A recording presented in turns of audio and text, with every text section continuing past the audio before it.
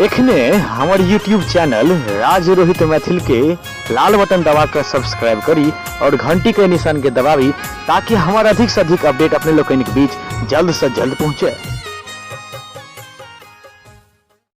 एक दुकानदार लंग एगो ग्राहक गेले खरीदल मच्छर मारे के दवाई।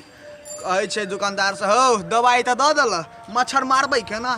तो कहे छे दुकानदारो बड़ होशियार। कहे छे ए मच्छर के पकड़ लीह ओकरा डोरी में नाना लपेट के बांध दीहक ओकरा गुदगुदी लगेबहक नहीं तो मच्छर अपने मुँह खोलते ओकरा मुँह में पाउडर ढार दिया मच्छर मर जेते।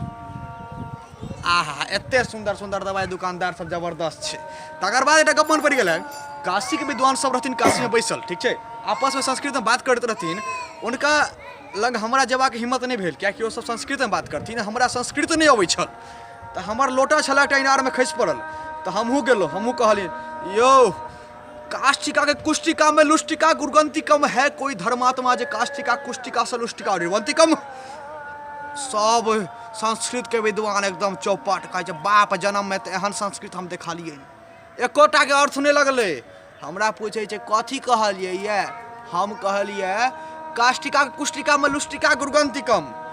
हमर जे छे लोटा से एकटा इनार में खसि पड़लै है कोई धर्मात्मा जो काष्टिका कुष्टिका से लुष्टिका निर्वंतिकम।